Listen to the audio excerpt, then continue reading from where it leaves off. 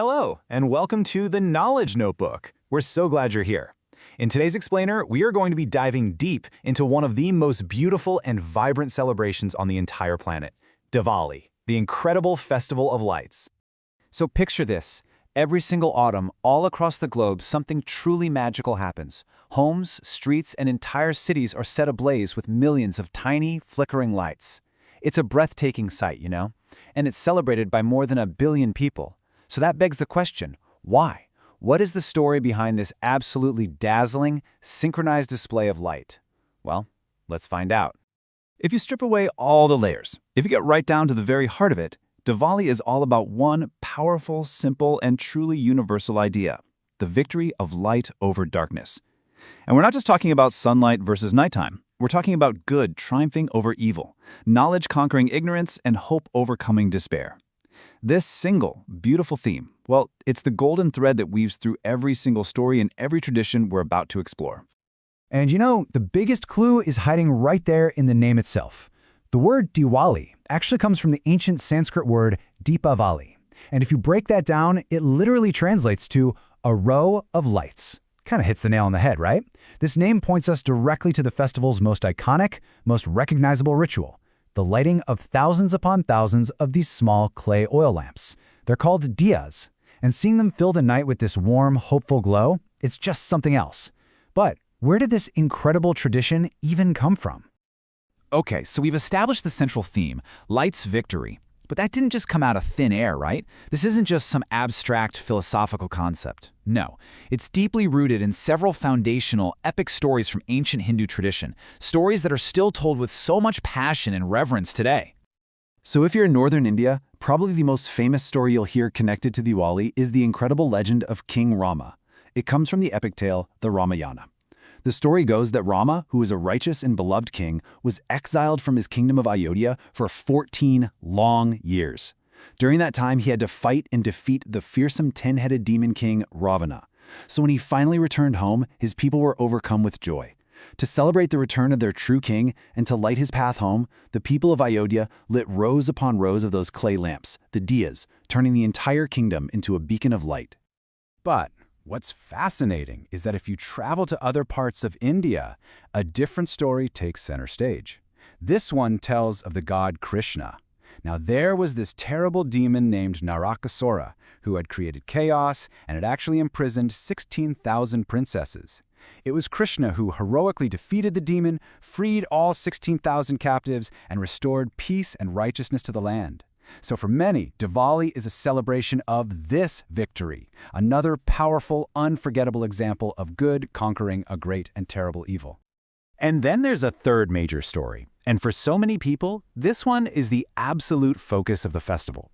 This tradition centers on Lakshmi, the goddess of wealth, fortune, and prosperity. It's believed that on the night of Diwali, she chose to marry the great god Vishnu. So, to honor her, and more importantly, to welcome her blessings of prosperity for the coming year, people clean their homes, they decorate, and they light lamps to guide her, to invite her spirit of good fortune right into their homes.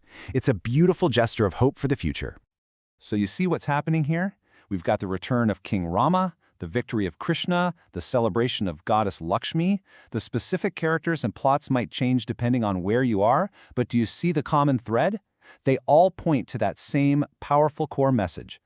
Every single story is about the incredible joy that comes with the victory of light over darkness, knowledge over ignorance, and good over evil. It's a beautiful convergence of narratives.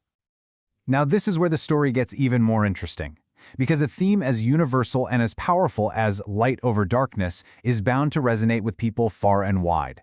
And that's exactly what happened. The message of Diwali is so potent that it resonated far beyond just the Hindu faith. Several other major religions in India have embraced it, and they celebrate it for their own deeply significant reasons. Yep, you are seeing that correctly. The Festival of Lights isn't exclusively a Hindu festival. It's also a major celebration for Jains, for Sikhs, and even for some Buddhist communities.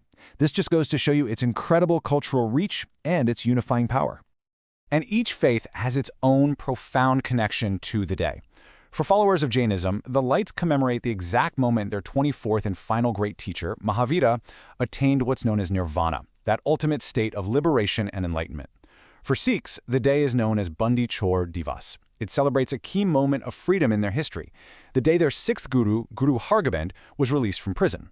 And for Newar Buddhists in places like Nepal, it's a time to worship Lakshmi, just like their Hindu neighbors, to pray for prosperity.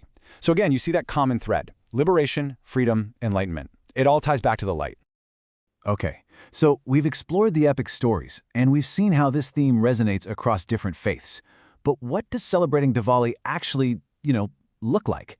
How are these profound ideas brought to life? Well, it's not just a single day where you light a few lamps and call it a night. Oh no, Diwali is an elaborate, full-on 5-day festival, and each one of those 5 days has its own unique purpose and its own special rituals. It really is a 5-day journey. It all kicks off with day 1, called Dhanteras. This is a day for cleansing and preparing. You deep clean your home, you decorate it, you might even buy something new made of metal, all to welcome in prosperity. Then comes day 2, Naraka Chaturdashi, which often commemorates Krishna's victory over that demon Narkasura we talked about. This builds the anticipation for day 3, the main event, Lakshmi Puja. This is the darkest night of the new moon, and it's when families gather for prayers, they light their diyas everywhere, and the sky explodes with fireworks. It's absolutely spectacular. But it doesn't end there. Day 4 celebrates cherished bonds, especially the one between husband and wife. And finally, day 5, Bhai Dooj, concludes the entire festival by honoring the special, unique bond between brothers and sisters. It's this incredible sequence that takes the abstract idea of light over darkness and makes it a real, tangible, shared experience. So let's just pause for a second and take a breath. We've journeyed through ancient stories, we've seen how different traditions embrace the celebration, and we've walked through the 5 days of rituals. So, after all of that, what's the ultimate takeaway? When all is said and done, what do all these beautiful lights really, truly mean? At the end of the day, the millions upon millions of tiny lamps that are lit all across the world, there's so much more than just pretty decorations. They are a physical manifestation of a powerful collective belief. They're a symbol. Each tiny flame represents a defiant declaration that no matter how dark things get, no matter how bleak the world might seem, light will always return. It's a profound reminder that righteousness, knowledge, and hope will, in the end, always, always triumph. And that really brings us to the final and maybe the most important point. The lamps are lit to banish the physical darkness of the night, for sure. But the real question is, what inner darkness are they meant to eliminate for us? Those lights, they're an outer symbol for a really profound inner goal. Each little lamp is a personal reminder for each one of us to work on overcoming our own inner darkness, to fight our own ignorance with knowledge, to replace our own moments of despair with hope. It's a beautiful thought to reflect on long after the last lamp has gone out. Thank you so much for joining us today. For more similar videos that break down fascinating topics, make sure to subscribe to our YouTube channel, The Knowledge Notebook.